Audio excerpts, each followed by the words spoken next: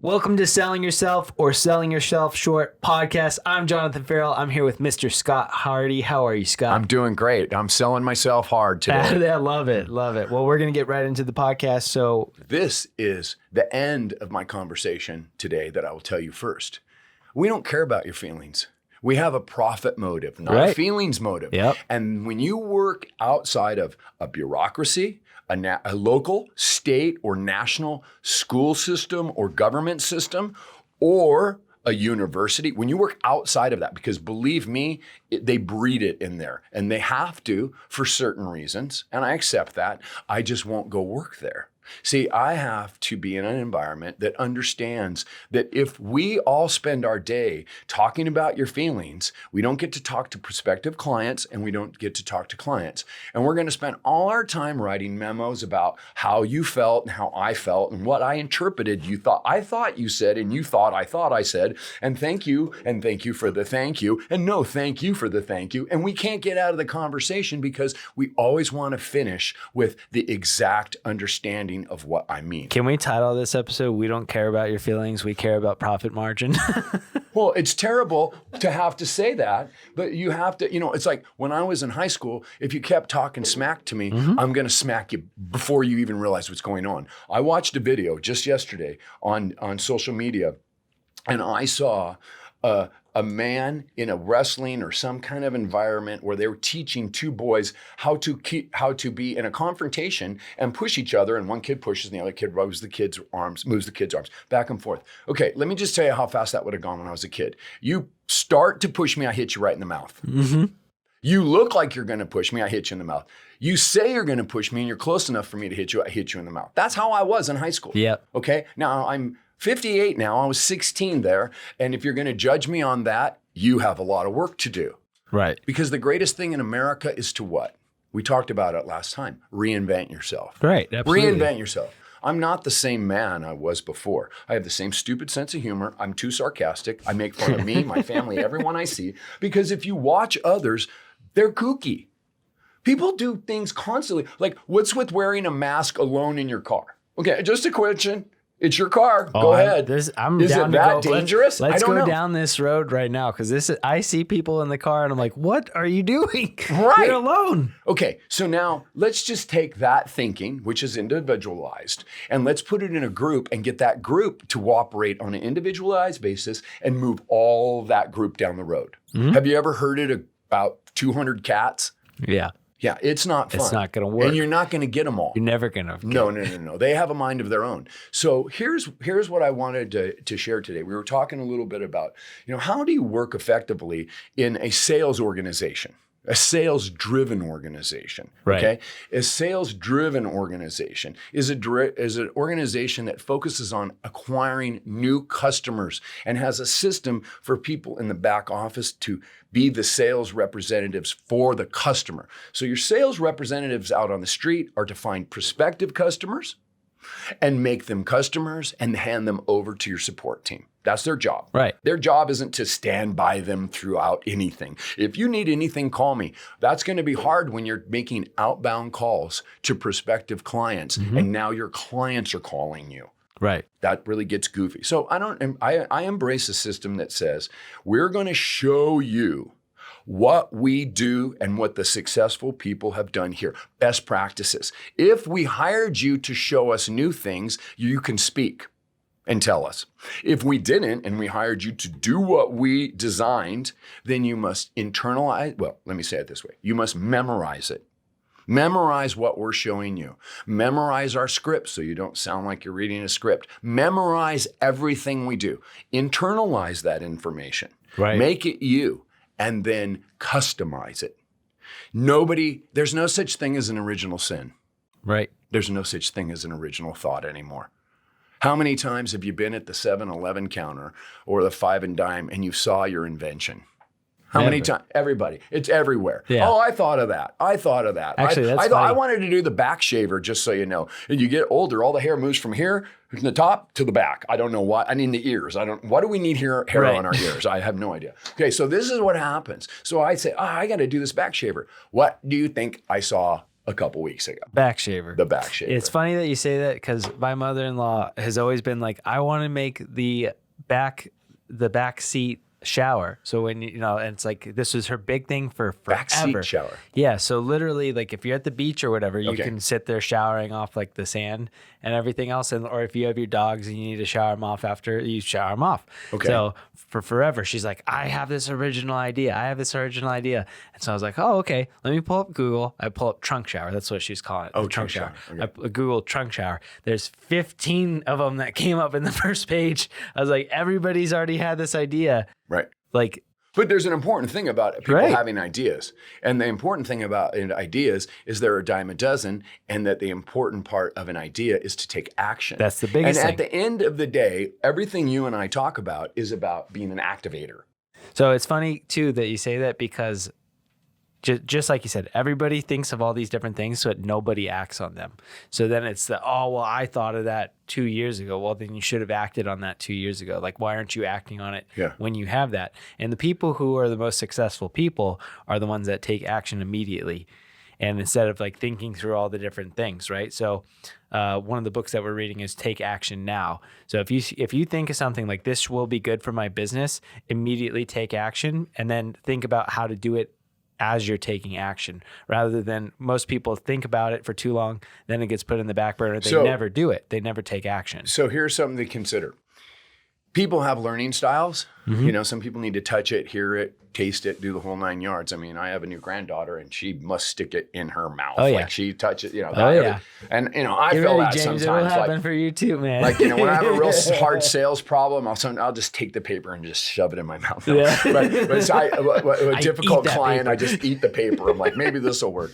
But there's also our strengths. Right. Okay. We all, and you've heard, all of us have heard this, that the most successful CEOs are probably sociopaths.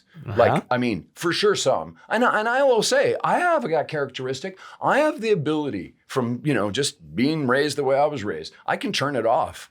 I can turn off empathy. I'm not a sympathetic person. I'm not. Sympathetic people try to change the way you feel. Remember, we talked about that. And empathetic people understand how you feel and just kind of roll with it. They don't try to, what you should do is that they don't do any of that. You don't feel good? Well, then what you should do is they just like, oh yeah, I didn't feel good yesterday either. Okay, so now the reason our meeting today is, right, and they'll just switch back to whatever they're doing. Right. And so the learning styles is critical to bringing in the information. Like you're saying, here's a book that's going to teach you something to do. I made fun of you last week when I asked you how many sales books you had, and you told me what, 400 or I don't know. 40. 40. Right, see, at least I remembered two of the numbers. Remember that. All right.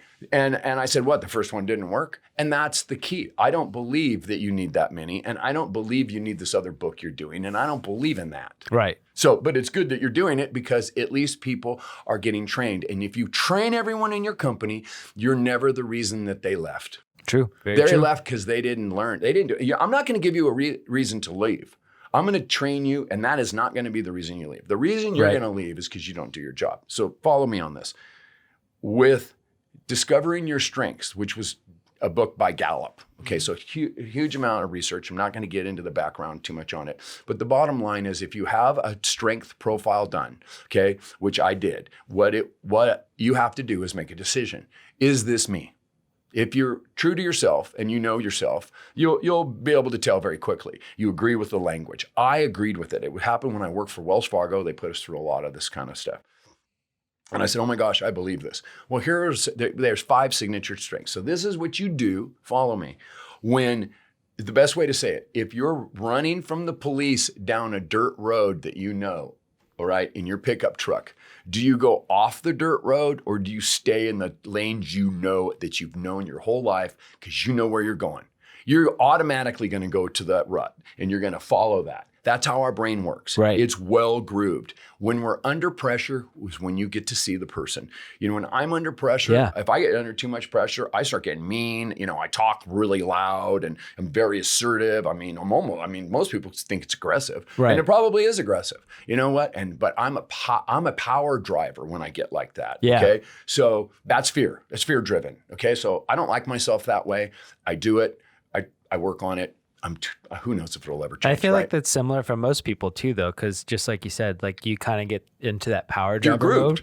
Like that's how I get as well, and it's Right. like don't even touch me right now. Don't look at me because Right. like I'm in this mode. Well, you I'm know? a terrible fighter, arguer, or anything because all I want to do is shut it down. Yeah, I do everything yeah, the same way. the same Like I thing. drink water the way I used to drink beer. I drink beer the way I just slug everything down. I mean, it's people are like, is that how you drink everything? You know, you open your mouth and pour it down. Everything kind of operates the same with a person. So, you know, you'll have an employee that's super happy and super excited. And then when they get upset, they're super upset, right? Yeah. You're like, you should not get so upset. Well, how is that even possible? Right. The person can't not get so upset because you want them to be as happy as they are. Right. They're just an emotional person. That's who they are. We can't give everyone Prozac and get us all to be the same, which is what they're trying to do. Yep. Okay? That's the doctors. You know what they did to the moms back in the 60s and 70s? They gave them so much Valium that you don't know this, but in my age group, whenever we visited your friend's house, the curtains were drawn and the mom was either smoking in a corner with a cocktail or asleep on the bed. I mean, that's true stuff. They didn't do it. They didn't think of themselves as drug addicts. The doctors was doing this. Right. So I know I have the friends who are super calm and everything. I find out they're on 40 milligrams of Prozac. It just, I don't. Right. I'm like, I've been trying to be you. I've been trying to calm down and be like, look, I'm me. Right. Not everyone likes that.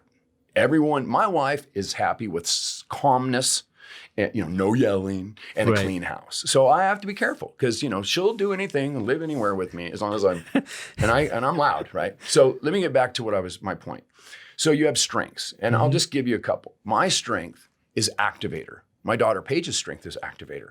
My wife's strength is intellection, which is thinking. Right. Okay. So follow me. Sounds like a Tyler Prickin to me. Right. No. You should do it. If you haven't, it's discover your strength. I mean, I live off of it now. I make all my employees take it. I believe it because it was so accurate. We did the Enneagram test. Oh, they're all good. They're great. Yeah. They're all great. You know, you just, you know, be open. Flexibility. You know what a sign of high intelligence is?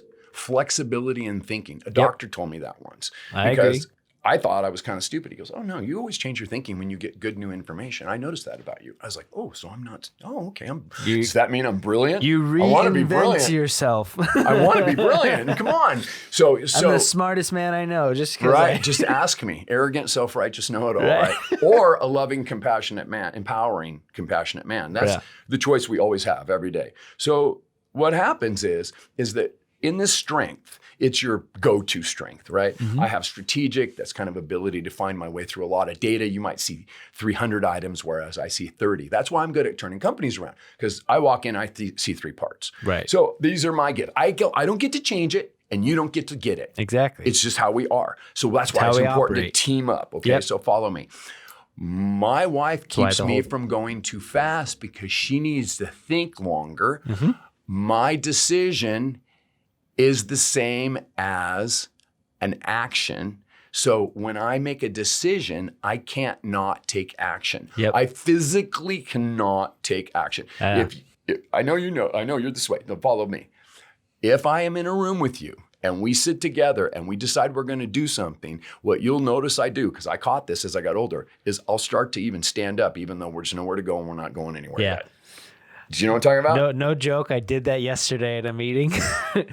I had somebody sitting across from me, and all of a sudden I just stand up. I'm like, all right, we're going. Let's go. Right, exactly. Exactly what happened yesterday. If we're going to go on a trip and we don't know what's at the fork in the road and which fork to take, I'm the first guy to say, well, then just get in the car. We're going.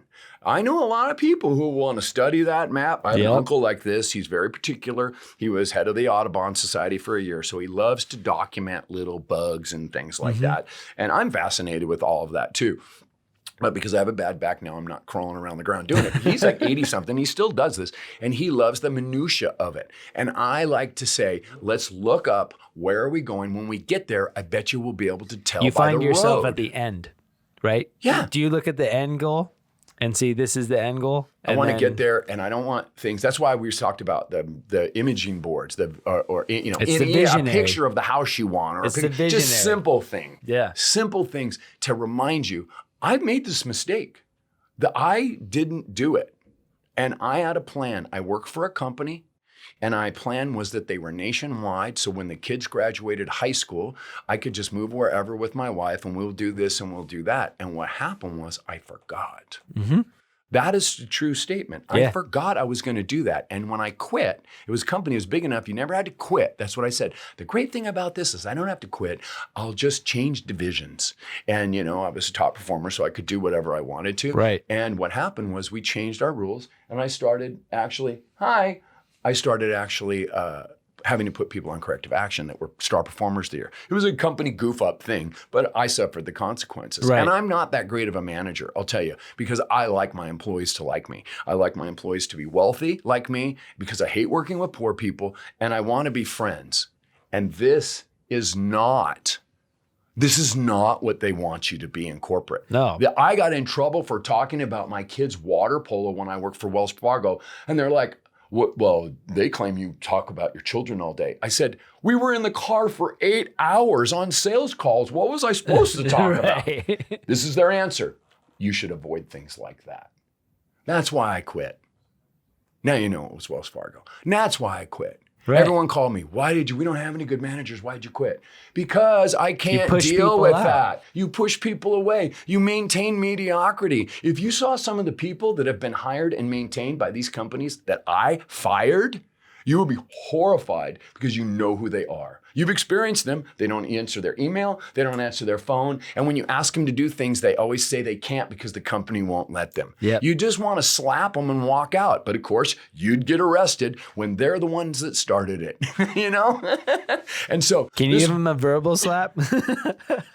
You know, I talk about that a lot just because of how I grew up, you know, and I was into ultimate fighting before they had a name for it. So it was just what we did. Okay. There weren't a lot of girls and there was a lot of beer and we just did a lot. I mean, we all hugged afterwards, you know, it's not like it is today where it seems like they're trying to kill each other in a fist fight. But let's get back to the point. The point is that people have these skills that you can maximize if you put someone with a complementary skill. My wife is like the anchor to reality in my life. She's given me a long leash. I'm this hot air balloon. I'm out there going, and if she wasn't there, who knows maybe something crazy good, maybe something crazy bad. I think bad. Same thing with my wife too. Like exactly what you just said, because for me, it's like, hey, I'm doing this and I'm going.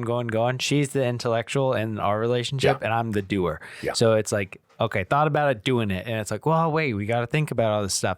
And sometimes that does ground you, but just like you said, also at the same time, it's kind of like, I'm already gone. I've already decided this and I'm moved along this path.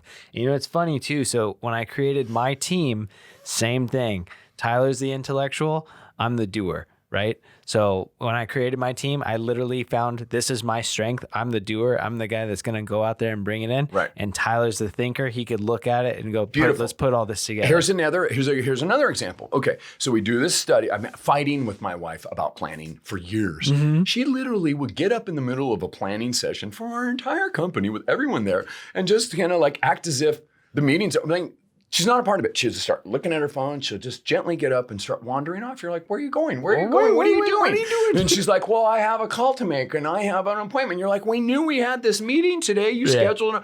Well, you know, okay. I mean, a lot of fights. You know, lecture series. They call it the Scott Hardy lecture series. Is it a lecture circuit? Yeah, I'm going to tell her why, you know, and she doesn't care. She's my wife. She doesn't care. And I don't want to be her boss. Right. I want to be her husband. Okay, so here's what happens. So we put everyone, I forget. I'm like, oh my gosh, I've never done this with my own family. Right. I put everyone through strength finders. Good. Do you know what it says about the intellectual people and people with my wife's personality type? They despise planning. Okay, do I want to fight that? Do I want to make a hunting dog that tracks by smell stop sniffing? No. If you don't like a sniffing dog, don't get a hunting dog. You gotta pursue I'm the going to have to work with what I have You're here. Gonna pursue so the now, strengths. Here's another thing it said that she loves to do. She loves to respond quickly. Mm-hmm. Because she doesn't like to plan, she loves to just respond. Yeah. Well, guess what we have nowadays? A thing called Zillow leads. Mm-hmm. And they call up and they don't plan either. And that's perfect fit. Right. Whereas me, I operate differently. If you call me up and say, I need you now, and I can tell you knew ahead of time, my first response is, why didn't you plan? Mm-hmm. She doesn't think that way, and it doesn't offend her at all. I'm actually feel semi-offended by the whole process. When I don't even know you, I'm like, Why would you? You don't know I have nothing to do, by the way. Right. I have 0 things to do, but I'll act like I do. Well, I'm kind of busy right now. So she takes off. So we assigned her that. So then we did this and we did that. And we made all the modifications to how we had roles. Guess what? Runs like a top now. Yep. Runs like a top. People in the right spot. I don't take the star and stick it in the square hole because it fits and it's got all the light shining through. I find the star hole. I put the star in. I put the circle in the circle hole, the square in the square hole, the triangle in the triangle hole. And when I do that, everything is in the right spot and those people are in the right position. And guess what? They're super happy. Now, about following direction. You don't have any experience. I've turned around 16 companies. I've been involved startups. I've made every mistake so far that I can think of. I can't really think of too many more to do. I've covered them all, okay? I've been bankrupt. I've been a millionaire. I've been a zeroaire. I've been on food stamps with my mom. I saw my uncles and my grandfather with their beach house in Laguna Beach, Monarch Beach. I saw the trailer they had down on the beach. I saw all the wealth and the big Mercedes, and I said, I want that. Yeah. I want that. I had a motorcycle and then my dad's little Datsun truck with the bell that sounded like Tinkerbell. Ding dong, like I wanted a big I wanted all the stuff I saw all the rich kids have, right? Yeah. So I went for it. And the way I did it, I went to college, okay? And then I immediately started working. And then I went through correspondence courses like Harvard, things like that to get better, but not take time away from working. Right. And a lot of that, I'll be honest with you, was pointless. I mean, there were certain times in my life where I felt like I could have literally done nothing my whole life and been right where I am right now. Yeah. But that would be the same as saying I struck out, so I'm not going to go back to bat again. Right. And what I found was that finally, it didn't make sense when I was young because I know you're a professional golfer back in the day, but I'm still not old enough to golf. So one of the things that we all had to learn is I work for people that went to Vietnam. And so the Vietnam stories I heard went like this. You're in Vietnam and your commander tells you to do something and you don't do it. Someone in your troop will probably shoot you and kill you, or the enemy will. And the reason is because if you don't follow direction, the enemy's going to kill you. If you don't follow direction, you're going to get us all killed by the enemy. Exactly. So we're going to kill you. And that, I don't know why, made a lot of sense to me. It didn't freak me out. Like, like, oh my gosh, that's shocking. And you have to realize I'm talking to the first generation guys coming back. I was a teenager from Vietnam, right? And they're saying these things. So when they teach you to work for them, they teach you that basic concept, and they're not going to kill you, but they're going to fire you. Right. And that's not going to be good. That's going to kill your income, right? Kill your income. What they would say is this: watch me, do what I do. And after you master what I'm teaching you, if you have an opinion on it or you like to change something, let me know. But I don't want to hear anything out of you too then. And I accepted that. When I got brought to certain people's homes who had, like the old curmudgeon grandfather or something, they would say, don't say this, don't talk this way. He's got PTSD, or that he's going to go off on you. He'll throw his Bergie can of beer at you, or he's going to be purple because he drinks all. Like they give you little warnings, like little tips. And what I noticed has happened today is that whole system has reversed. Yeah, absolutely. Flip-flopped. Do you know what I'm talking about? Yeah. So what happens now? You can't talk this way to... You can't talk that way to me. You can't tell me. I get a voice. I have a voice in everything. You're not appreciating my value. By you telling me I don't know this, you devalue me. Hey, guess what? You're devalued. Accept it. Right. You don't have value. That's why you're getting talked to this way. You're either on your way out or you're on your way up. So which is it going to be? Are you going to start paying attention? Because we don't have time to treat you with kid gloves on an individual basis. So let me tell you what happens. They get rid of you before you know what you're doing, before you know what happens, because of the way you speak. When you talk about your feelings at work and how they're being offended because you don't like the way the company operates and the people at the company, you're supposed to be quiet or quit. That's what my dad taught me. My dad was a cop, and he said, add value I'm sorry. First thing he said is never steal even a pen. That's actually what he said. Never steal even a pen. Good Grandpa Lee. advice. It was true. He said that. He never said don't cheat on your expense reports. So that was a problem for me when I was a young man because, we would go out and drink too much. But really, he was like, don't ever steal a pen. And he said, make sure you find value that you can add to the company that no one else can do, and that will guarantee you a position. I went to work for a company, and I learned to program, and I learned how to install the computers. That's how I kept my job in the recession, and I was still in college. Everyone else got laid off around me, and I ended up getting promoted to assistant to the president. So he was right. And the other thing he said is, don't complain. Don't complain because nobody cares. If you don't like it there, leave and get another job. Yeah. And I watched that change, and I'm very concerned and I'm very hesitant to hire people outside of the family today because of the way that they flip on you quickly. I had a conversation with my niece. I said, you probably wouldn't understand this because you're not a man. And that turned into about a 400-word text back explaining how I'm devaluing her by saying something like that. And I would just tell her if she's listening, you're just not going to understand because you're not a man. But also, a lot of people play off the victim mentality, right? So if they feel that they're the victim, they're always going to feel that way. And when, that's where I'm devalued. Like, no, you need to quit being the victim. Do something. Do something about it. When I started companies, every new employee wanted a piece of the company. Every single employee, and at first I didn't know what to do with it. And I would actually go on behalf, especially if they were like a vice president level or something. I had a CFO, controller, some things like this. But you have to remember, this is our company. We're putting our money into it, the other guy's money into it, and we just hired you off something, monster, whatever. And now within a week, you're like, well, I think I should get some shares too. Right. So here's what we tell everyone now. I had to come up with the saying because it happens so often. I said, you don't get a parade for doing your job. I like that one. Okay? You don't get a parade for doing your job. Can we make that a shirt?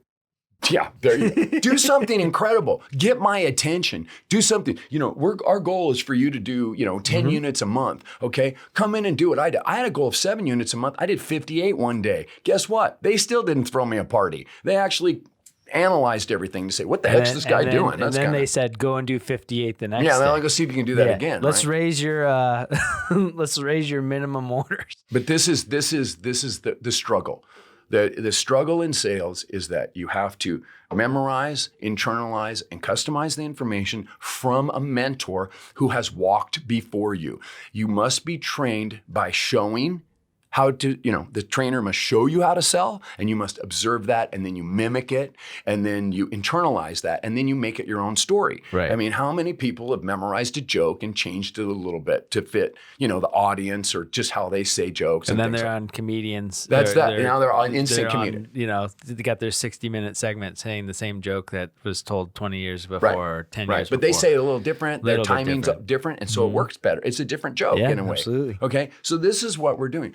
My style, what I teach everyone in sales is how to internalize sales so that no one knows when you're selling and when you're not selling, because you are, quote, a sales professional defined by this: understanding what you need and matching it with the exact benefits for it. So that's a good thing to be. So scripts, right? So can you take a script from basically any, let's say, occupation, and then morph that into something else? Like, we're in real estate, right? So our scripts are going to be different than like a car salesman scripts.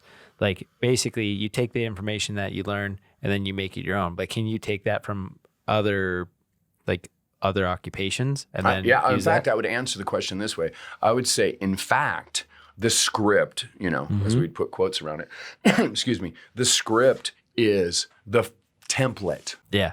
So the script should always be basically the same, right? And the difference is your product information. So if I'm a professional salesperson, I don't have to have any experience in your industry. All I have to do is come in and learn your product, learn your service, your standard SLAs and all of that. All I have to do is learn your company, and I will insert it. When I call you, I'm going to ask you, did I catch you at a bad time? I'm going to do that no matter where I am. I'm going to tell you that who I am, what I want, and when I want it. I'm not changing that. When it makes sense and I've shown you everything and you seem to agree, I'll ask you. It's not even grammatically correct, by the way. I'll say, so do you want to do it? I was told all these things, the Ben Franklin close, the assumptive close, the this close, the that close. I mean, gosh, they had us try all these things. I worked for all the companies, went through all those phases. And all I do is assume now, because I already know.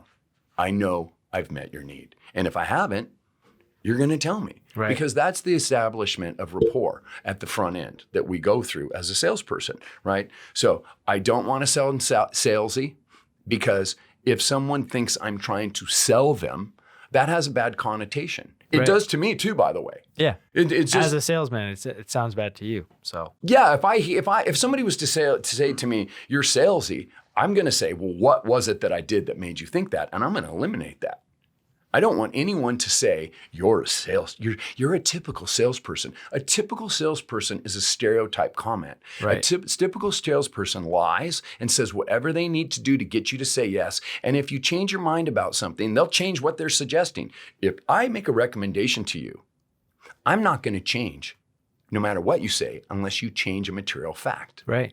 If you say to me, I want a $500,000 home and it has to have 5 bedrooms and all these things, and I find it for you, and I say, then this I think is the exact home for you, and you're like, oh, I don't know, I really don't want it. Why? Well, I don't know. Well, I would go over the list again, and then all of a sudden you tell me, well, last night I had 3 kids. I didn't tell you I'm a puppy. I just gave birth to a litter. What? You didn't even look pregnant. Yeah, well, I'm an alien. Okay, well, I guess you need a bigger house now. Okay, that's a material fact change. Yeah. It's complete. I mean, I didn't know that, and it's true. It really happened. It's not a feeling you had, because people get scared. Yeah. And when people get scared, their brain short circuits. Yeah. And they go to that rutted area.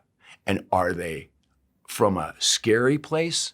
Or are they from a happy place? You don't know where you're taking them if you scare them, or if they get scared. So when people are scared, you have to step back and give them space and figure out what's going on, because people who are scared will hurt you. Right. Financially, emotionally, physically, It's interesting too, because I'm thinking back to like my script. Like my script came from experience, right? So my experience with talking with various people, and I literally use that script on every single person. And ultimately, like now it's ingrained. Like before it's like written down everywhere, and I wrote it down for a couple of like my new salespeople as well. But like ultimately, like it's in here, and I'm also reading like how they're reacting to specific things, so that way I can also explain to them too.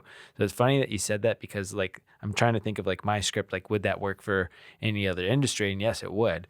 And it's just funny, like I'm connecting that maybe as well. This will make the most sense to everyone listening. And all of those out there that hire, turnaround specialists, consultants, or everything. Mm-hmm. Here's the secret. I'll tell you the dirty little secret, okay? Every time you hire me, I spend the first couple of weeks on semi-vacation while I wait it out so that you will feel like you're getting your money's worth, because all I have to do is go in and change the logo, search and replace all the documents with your logo and your company name. If that doesn't tell you how similar everything is, True. And you think it's customized for you, Yeah. If you all got together, all the 16 companies I've been involved with, and they compared their notes, they would see that they're the exact number of pages. It's the same 90-day plan. It's the same approach, language. It's all the same. The difference is the company. Yep. And the industry may have ever-evolving regulations or something like that you have to adjust to all the time, like we do in real estate. I said, but it might also be an industry that's, very legacy. It's very archaic. I mean, nothing ever changes. But the bottom line is the approach. It's the approach. If you build a web page today, you just input all the data, right? I mean, you don't have to go build the wireframe and HTML. That's what I used to have to be able to do it from scratch. Yeah. And it didn't ever turn out too well, by the way. Now they look beautiful, and all you're doing is typing in your words. You just have to worry about typos. Right. And that's where the difference is. Hey, hi, Palmer. Do you want to come over and say hi? Yeah. Palmer Hardy Hancock, who just joined and is doing some of our media and stuff. And she has her master's in education from Johns Hopkins University. And so now I don't have to worry about editing any of my. Yeah. I'm like, will you proof like, this? I got this. Yeah. Let's do Everyone this. sends me their emails that are important, and I'm like, let me fix If you this looked for at half the emails that I sent, it'd be like, oh gosh, like please. Hey, but you know what? We talked about this earlier a little bit, and I want to make sure everyone understands this because I feel like, I have the authority to tell everyone this just because I'm oldest. Okay. So I hang on my hat on a lot of that. The eldest. Eldest. Oh, see? There you go. There you go. That's the education. See, we bred the goat. That's all I learned. We bred the goat roper out of her. Right, That was yeah. the point, right? Like I'm just an old country boy. So Palmer is highly educated. I don't consider myself that. I have a PhD in how to make ends meet. I graduated from the college's streets, right? I graduated from the School of Hard Knocks. Yeah, it's kind of like, I learned a lot of that stuff that way. I made mistakes to learn, right? When she got to learn. So what is your opinion of that? I mean, you hear me talk that way.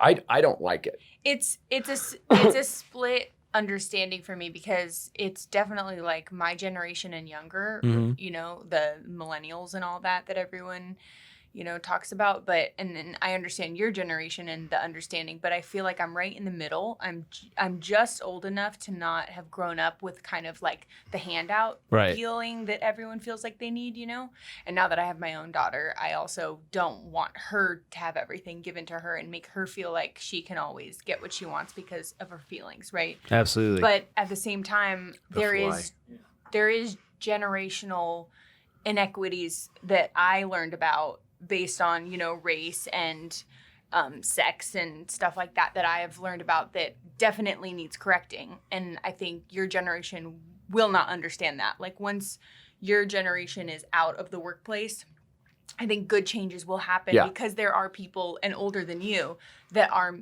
too stubborn and in politics, too stubborn to allow these changes to happen that need to change. But at the same time, someone shouldn't go in and pull the race card or pull the female card and just say that I feel undervalued and so this needs to change when everyone else in the workplace has been working just fine without you. Yeah. That's where I'm coming from. But that's it. That's more of like playing the victim card, right? Yes. So from like that aspect of it, like regardless of race, gender, like anything else, like if I'm working and you're working or we're both working like just as hard, like that's what should be seen. Right. But the reason it gets twisted in my generation, and I'm 58, so I make a joke that goes like this because it doesn't conclude me yet, which is there's only two groups of people I have a problem with anymore in America, and that's white men over 60 and white men over 70. And if you know, okay, my dad stopped reading a long time ago. My stepfather raised me, my real father I loved to death. We were a great relationship. He stopped reading a long time ago. He didn't read in high school. He went to the military. He learned how to paint a target and how to paratroop, and came out and did things with his hands. And cable TV came out and he settled in NASCAR, and man, that's that. And that's what happened. And I was part of that. I was responsible. I, started Showtime and the Move Channel and Shopping Network. He's even an exception in his age. He can FaceTime and text like there's no tomorrow. Right. That's the thing is like there's also that side of things where technology is become and he's so a sweetheart. prevalent. I mean, he doesn't, he's not, he was, a tough kid when he was young and all, but he's not, he's just a sweet, big softy. Yeah. And that's,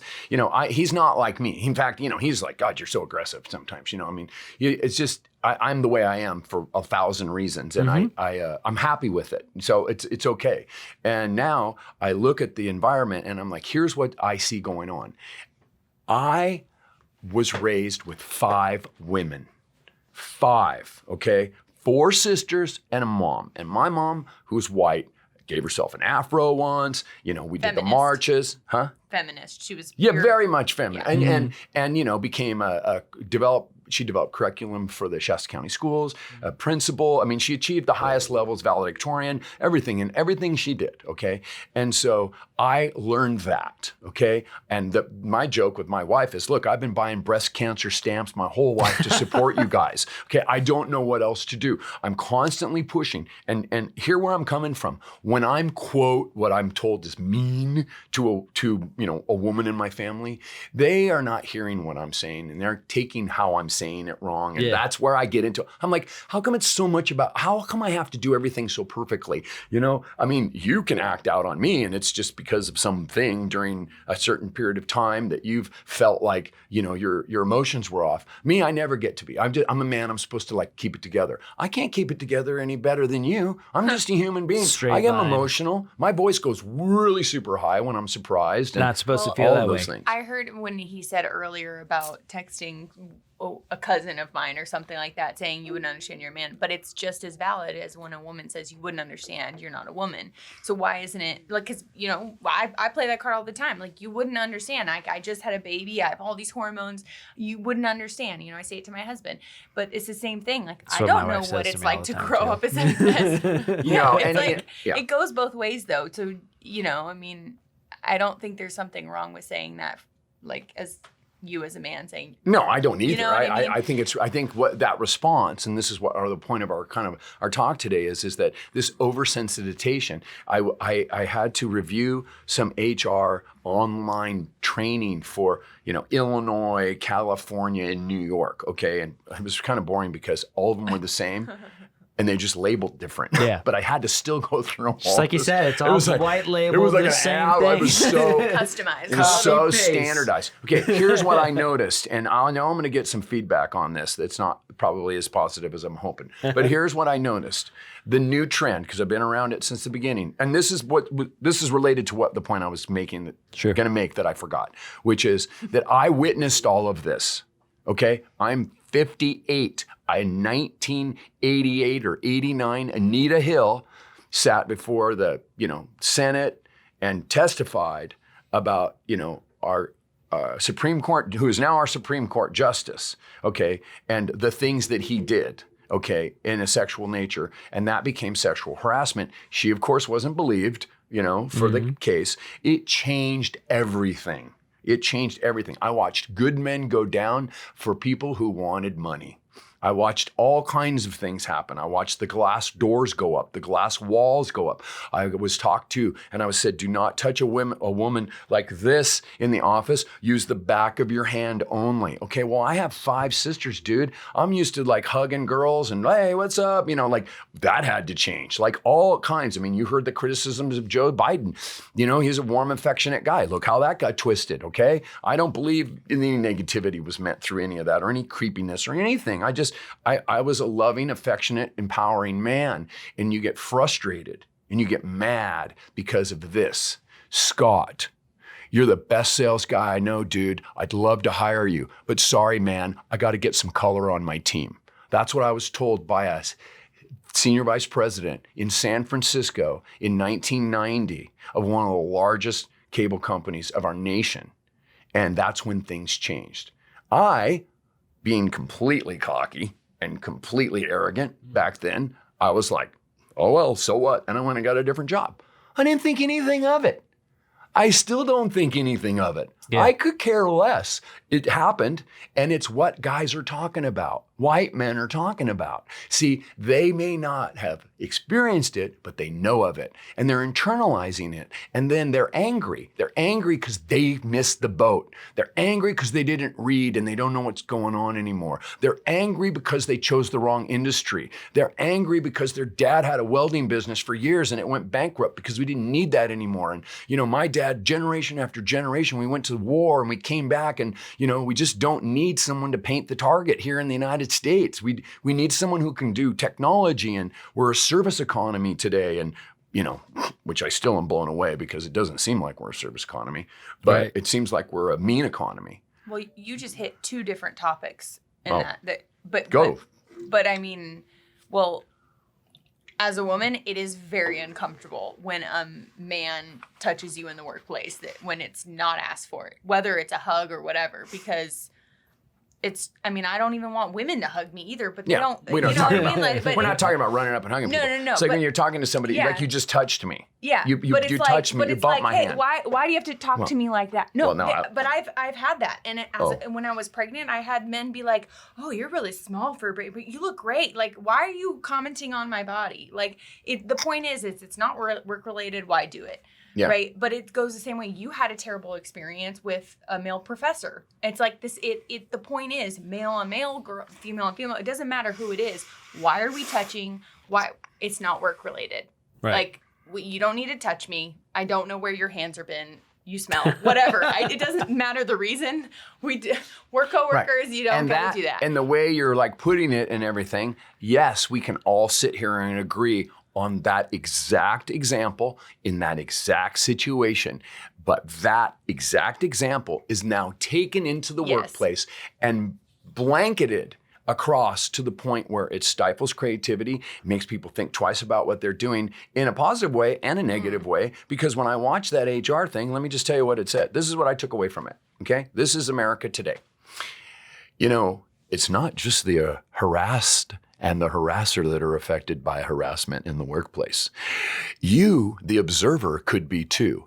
And if you didn't feel like you were, be sure to dig down deep and find a way. And when you do, please report it to HR. That's what I took that to mean. Well, honestly. And I know that's not what it is. And by the way, I got some really good stuff out of it. I got some really good things. I watched some examples that were so obviously crazy. Like, I mean, any of us, we would have walked the guy or the girl out of the, I mean, you weren't going to HR today, bro. You're going home and you can talk to HR from your home phone. Right. You're out of here. Like, what did you just do? What did you say to her? Why are you acting? Okay, so these extreme examples are all legit. It's the subtlety that gets twisted. And the subtlety is what we're trying to talk about. The nuance. When we teach salespeople and we teach business professionals, the key is you got an EMBA, dude. You're smart, easy. I'm teaching you the subtleties. So, you know, the subtlety, when you establish reports, when you have a relationship with someone, if I'm sitting, if you move in, and I might go, hey, you know, and like, I mean, I'm bonding with you. I gave a quick touch. Okay, you don't want that. Open your trap. Say, don't touch me. Let me ask one question too. So I don't feel comfortable, so I'm going to go to HR. Let's because I'm curious now because the world has shifted since, you know, post-COVID, right? So post-COVID, more and more people are working from home. So how does working from home change all of this, where more and more people are not in the workplace, although we are working with each other?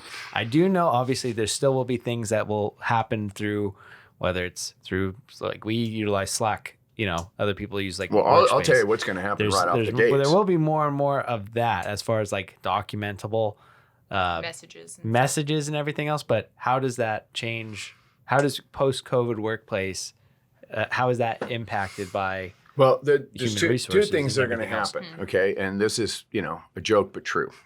You're not going to have as many sexual harassment claims through the holidays because people don't work as much from December 21st through January 2nd, and they wander around the office, and that's when they get themselves in trouble because they don't have as much work to do. And that's a fact. That's literally what goes on. So they're just blah, blah, blah, blah, blah. Everyone's just, you know, no one's thinking. Everyone's like happy, whatever. You know, sometimes people have cocktails at lunch. Their boss is buying. I mean, this isn't like it's just, you know, sneaky stuff. This is really happening, little baby celebrations, and people slip up and think, they just have too much free time on their hands. Sure. So our company has we're a family-owned business, so we literally, we're available, but nothing happens in real estate usually. I mean, the deals we're doing, we finish. But we close from the 21st to the 2nd. You know, I mean, somebody's on the phones. It's just that we're not sitting in the office. And that's all based on my experience of watching what happens. So here's the next thing that's going to happen. Are you a professional writer? No. Palmer's pretty close. I've seen the stuff you write is like literally out of, I mean, it's perfect, okay? I'm not either. Have you seen my emails? Have you read it? Have you read my dictated text messages? Oh my God. One of my Sometimes sisters said, you and your weird messages to me. And I'm thinking, what? So if you're getting a weird message from me, I'm going to just ask anyone who knows me, just call me or text me back, say, what the hell do you mean? I don't understand what you're writing here. Okay, I dictate That is not them. what I wrote, okay? I don't know what my iPhone does. Incorrect. My bad. I mean, it's literally, some of the stuff that comes out is hilarious. Okay, but I dictate and don't read a lot of times. I just have to go fast. I'm doing a lot of things, right? Yeah. So, you haven't noticed. And I took a writing class at the University of Arizona, and what they taught us was to quit correcting everything. People understand. Don't worry about your typos. And for text and emails, don't get into it. It's about being read. It's not being about all of this. It's just quick. Let's get the communication going. If they have a question, they'll ask back. But here's where the problem comes in. I had an employee that was from France, and he sent me an email in all caps twice. On the second one, I said, "Why are you screaming everything?" Yeah. He said, "What do you mean?" And I said, "All caps in America means screaming. yelling." And he goes, "Oh, I didn't know that," right? Like he didn't know that. He also used to drive around with his earpiece on the left side by his driver window with his window down and have calls with clients. Well, of course, that didn't go up. So there was some modifications we had to do. He's fabulous. Right. He owns a state or farm agency. He's very successful today. Yeah. Okay.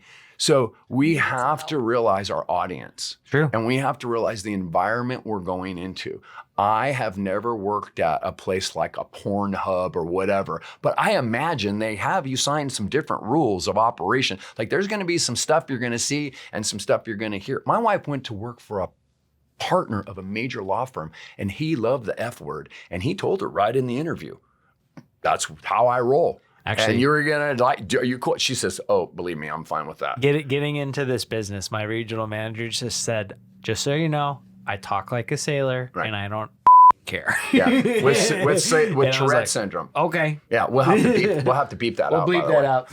Yeah. So yeah, right, exactly. And you know what? And I haven't finished this, but you know, now that Palmer's around, she might be able to help me. Is I'm writing it. I have it drafted, this cookbook, but it's called A Beginner's Guide to Cussing and Shit. And so what it is. I actually is a stupid MFer's guide to cussing and shit. Is actually how you do it. But what it does is it shows you how you use language as seasoning on your sentence. And so just like if you have a taco and you really want some bang, you'll put some habanero on it. That's the F word.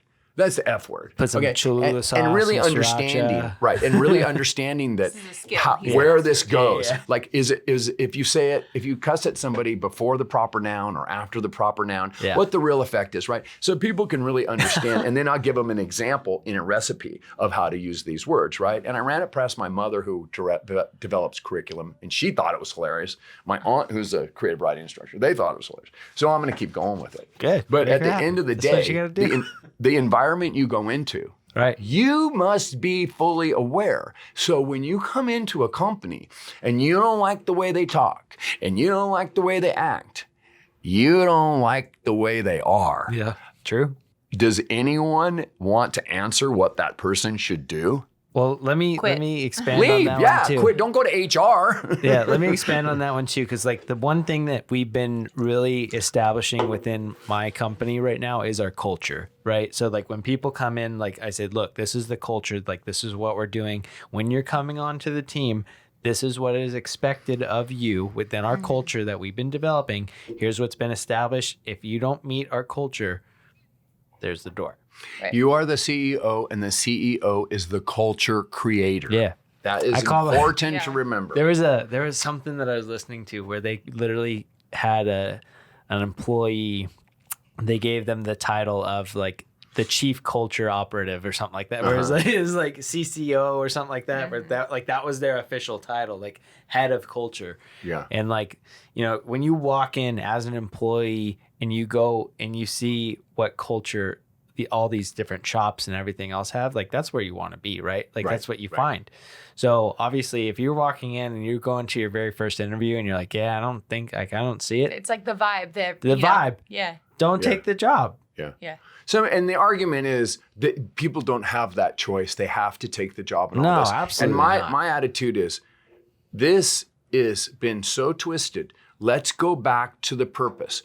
Why did we start Hardy Homes and Estates? Yeah. To make money, to remove the uncertainty of working for someone. Yeah. So let's repeat that.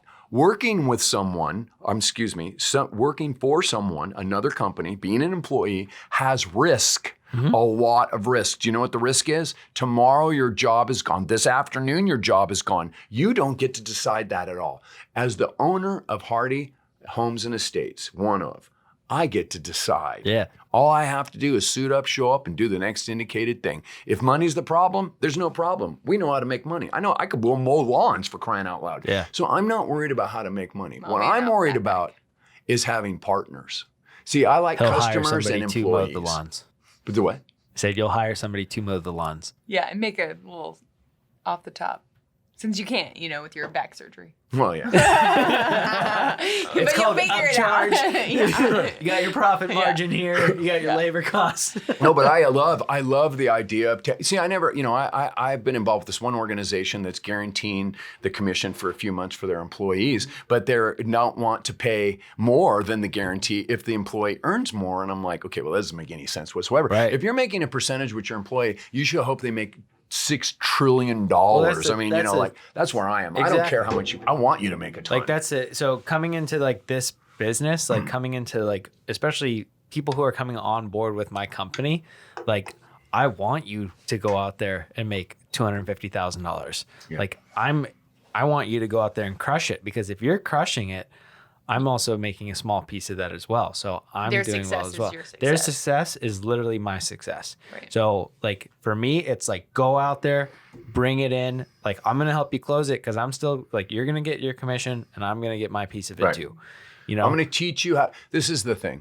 Why would someone hire you and hope that you fail? Yeah, I mean, okay, absolutely. That's ridiculous. So if you found that person, that's a problem. Shouldn't that be no matter what industry it is, your boss should want you to be successful, because it shouldn't be a competition. It should be, a path. There's healthy competition. I mean, I always say, like with like your superior and stuff, they should want you to be successful, not want you to fail because they want to be better. Exactly. Right? We talked about this because, last week we were talking about making a game out of certain things, right? Yeah. So like, Rick was telling me. Yeah, we play a lot of games in this office, but it's all for healthy competition. But it's also to better everybody else, right? Mm-hmm. So like the game that we're playing, I call it a game, right? So the game that we're playing this month is whoever can have the most meetings gets the big prize, which is like $1,000. Like I'm putting $1,000 on the board for whoever takes the most meetings.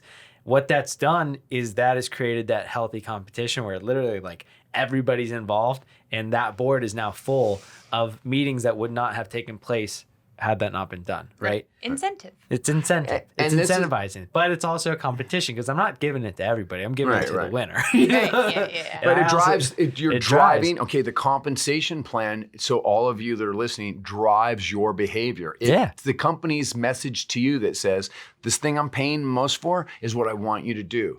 The second thing is the second most important, the third, the fourth. It's in order. That's how I'm communicating with you. Absolutely. And to go back and kind of wrap up what we talked about today is it gets it back to this basic thing. And to bring in what we talked about last meeting, which is you must be, if you're going to come into sales and you're going to be an independent agent for somebody in any field, we'll stick with real estate. You could be in payments, in your 1099.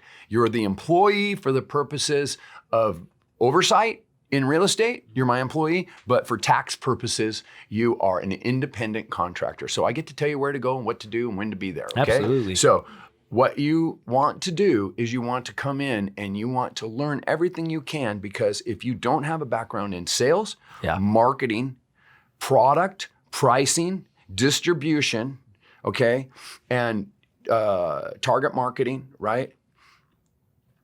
Client management, prospect management, suspect pipeline management. You don't have that. You better start paying attention real fast, because this is what you're going to be taught by the people that surround you. Mm-hmm. And if you don't like how they say it, you're not going to get the information. Yeah. So you need to step back from your feelings for a minute and pretend that you're putting everyone in a glass. Yeah. And you're watching them. They're not going to hurt you with their words. They're just words. And that's why songs are wonderful and poetry is wonderful, because it's just a word. So one funny thing too. So any new employee that comes in, like I've taken a different approach to my business where I've not gone after seasoned professionals within my industry, because for me, I started in this industry as the green pea. I started as the one who I found the mentor, and now I'm working on mentoring the people who are coming to work for me. Mm-hmm. So I always tell them it takes 6 months to learn this industry, because in our industry, it's not, here's a 2-week manual, go figure it out. And, it's like, there's guidelines. There's,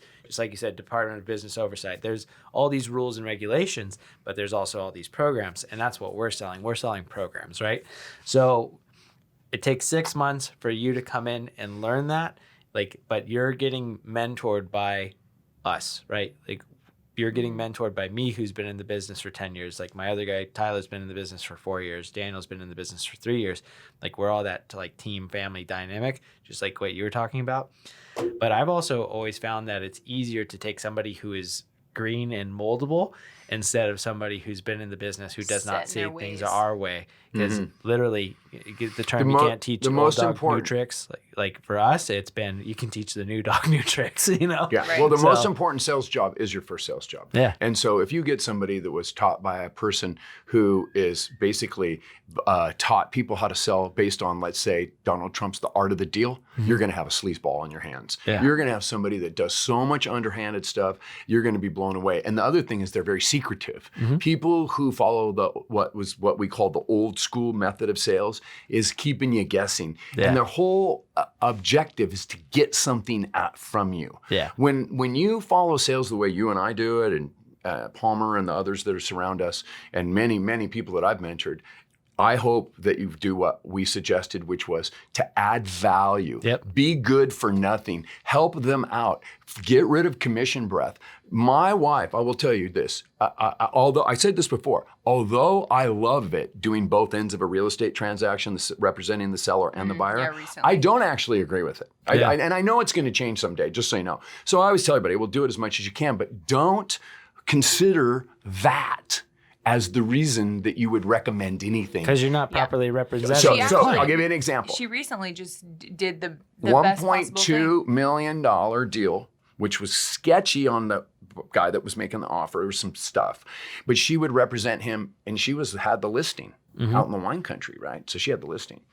This guy bought the place for $150,000, 8 acres back, when the market crashed in 2008. Renovated one of so the he two didn't houses really need, like. He was so fine, he was looking for. Okay, so the deal that she chose, recommended based on the structure of the deal. Remember, I told you the highest price doesn't always get it. It's got to go through. Was like $1,050,000 or something like that. It was 102. It was 102.5, and then he put a cap on, like, if there were others that came up, he would go up to like 1.1 or something like that. Yeah, she didn't. So she didn't recommend that one. She showed them all. She shows all the offers, and she recommended the one where she's only representing him. So she gave up being 2.5% on $1.1 million. Right. And that's how people think of it in the business. That's not how we think about it in our company. Right. We don't think about it in our company at all that way. And I will tell you that I always say something just as a reminder. Like the other night, I said, make sure you don't have commission breath. That's how we say it. Make sure you don't have commission. Oh, I don't. I'm not. I'm doing the. Okay, just a reminder, because we all work together because the profit motive. Right. And you wouldn't be thought of as a sleazeball for wanting to make double money, right? That's nothing. There's nothing wrong with that. And there's nothing. Choosing yourself over the client is not good at all. And that's all we're trying. And I'm not trying to say, hey, look how wonderful we are. I'm saying we walk the talk. That's what I'm saying, is that we're doing what we say out there, and that, we're going to work on your behalf. And that's what I want everyone to do in sales. I want you to quit worrying about the commission. I want you to start worrying about the client's needs. And I want you to understand your product so well that when they speak, you know what they're missing. It's funny. So one thing I'm gonna capitalize on what you just said too, because various programs that we offer, we actually make more money than the actual program that might benefit the client. And one of the things that I insanely stress to our people is, like, you have to, for my job, from what I do, I offer, here's the option that I think you should take. And this is the reason why. And it's always the program that's more beneficial. So for us, like government programs, we make more money. Like the FHA? Yeah, FHA, VA loans, we make more money than a conventional loan or a down payment assistance loan. But for us, this is a conventional loan. It's going to benefit the client well past the point of this initial transaction. It's going to save them X amount of dollars in the future. We're going with this program, and here's why. Now, I'm still going to say, like, if you chose to do this, you could do that, and I will present that to you. But here's the reason why you should choose, like, this program. And it's never hey, I can make an extra 1% by offering this government program, it's not going to benefit the client. VA will always benefit the client. VA is 100%. Yeah. But for the difference between for us a conventional versus an FHA loan is we make more money. Right now, but conventional is the better program. Right now, Paige was saying that she can barely even get an FHA loan offer approved. Yeah. So it's not helpful to anyone right now. Yeah, to we're have an FHA getting loan. them approved, but it's No, I mean like the offers, like it's The just, offer it's- accepted. The offer Yeah. accepted. Sorry, that's what I mean. We're accepted, getting them yeah. accepted because like when we contact the listing agent, we say, hey, look, here's this reason why this client is going to be good to go. Yeah. But overall, like when Takes I'm more, presenting, like if a client fits the credit profile of a conventional loan, I'm telling them they're going to do a conventional loan. Right. If the client, if for any reason they have to go FHA, then I'm like, okay, FHA, we are going FHA. Here's the reason why. But the majority of the time it's no, conventional loan, much better. We don't make as much money, so that our profit margin is slimmer, but also at the same time, it's much more beneficial to the client. It's just about being truthful too. Yeah, right? absolutely. Like I've noticed, because I'm taking most of the phone calls and everything as their consultant. But yeah, right. Joke about that. But I've noticed that people just appreciate the truth. Like I'm not trying to sell them on our company or anything. I'm just telling sincere. Yeah, the Yeah, sincere it's- response. It's It's really sincere. sincerity, and also just explaining to them the process so they're not, I mean, they have a million different people they could choose for their real estate agent. Yep. There's so many agents out there, and there's so many mortgage lenders out there that they can choose from. And just by telling them, just have a conversation, see what it's about, or I'm going to send you tell me what you like. And it's really just like, tell me about yourself. What's your situation? They just want to be heard, because buying a house is stressful. It's a crazy amount of money, for most people. It's all their savings that they're about to put into a house. And a lot of times in California, you always talk about being house poor, because it's true. It costs so much in taxes and everything like that. Yeah. That even if you make decent money, You're cash poor and house poor. And so it's important to make people understand that you get them. You have been in that position. Like, I bought a house and I know what it's like. It's a crazy process. Let us take over. Yeah. Stop spending hours a day on Zillow and calling a million different people. Yep. Let us handle it. We'll take the stress off Yeah, your we're the plate. professionals. Here's the reason Right, why. We're right. going to help you. We're going to benefit it. And so I'm sure you have fired people in the past who are sketchy and, put themselves first. But in the end, like, you learn from it. And so I just think people like us who are just who care more about the client and who care more about just being good people, we're going to succeed, because it's just a better way to be. Yeah, absolutely. And you can't, and no one, let's not forget, if it worked to do it the other way, everyone would do it. Right. I mean, let's face it. The reason we give to get is because that works better than taking to get. Yeah. That's a very important point. Absolutely. And you remember this. People let me remember to say it the correct way. Though, what's worse than trained employees that quit and leave you? What's worse than trained employees that quit and leave you? Untrained employees that stay with you. That's the worst. So now, what's worse? A well-educated client that decides to go with someone else, or an uneducated client that chooses you mistakenly? Right. Yeah, That is horrible. Yeah. Okay, so it's very important to really educate. And when you teach them everything, and there's no secret, like, this is how I make my money, this is how this works, this is how everything works, no one else can take them from you. Yep. Because unless what are they going to offer? More truth? You gave them all of it. Yep. And now they're going to come in and try to twist it. Nothing's logical. Yep. But when you try to pass over everything, and as we use the example of you're working part-time at Macy's, but you have your real estate license and you can't take our call and send in your security deposit today for your client, which your client thinks you're doing because you're showing lingerie and you just can't be bothered, right? That is where all the problems in the business happen. Absolutely. And we're trying to get rid of those people by doing our job in such a way that when you come in contact with somebody who is not as skilled as Two Guys Mortgage or Hardy Realtors, that you're going to notice that. And you're going to say, I don't want that. I want the good stuff. And the accessibility. Answer your phone. Mm-hmm. Like, How about put a voicemail on Right. your phone? If you call it, I'm going to tell Mailbox everyone. is full. Here's Like, your all standard. You want to know how to choose a real estate agent? When you call their phone and there's no personal voicemail, Yeah. hang up and call Hardy Realtors, right. There you go. and someone will answer. There That's you go. something I say when I refer your office. That's I'm just like, I'm like, he'll ridiculous. answer your phone. Yeah. He'll answer your phone If call. you're not smart Like, enough to do that, you're If I not going to don't, be smart I'll enough to text you saying I'm on the other line. I'll call you right back. If you're not smart enough to keep your Communication. telecommunication system up to date, you're not going to be Meanwhile, smart I got enough. to record a voicemail real quick. So I just changed You're mine like, because I was out of office. So mine was out of office, Yeah. and I was like, put it for current, whatever. Loser alert. Okay. Yeah, he Well, left me a voicemail one time, and he's like, "You need to put a voicemail on Yeah, your phone." perfect. There you go. Well, that's it, guys. I appreciate you guys tuning in. This has been a good hour-long information. We're going to keep this going weekly. And so once again, signing off from Two Mortgage Guys Studios, I'm Jonathan Ferrell. I have Mr. Scott Hardy and Miss Palmer. What's your last name? Hardy.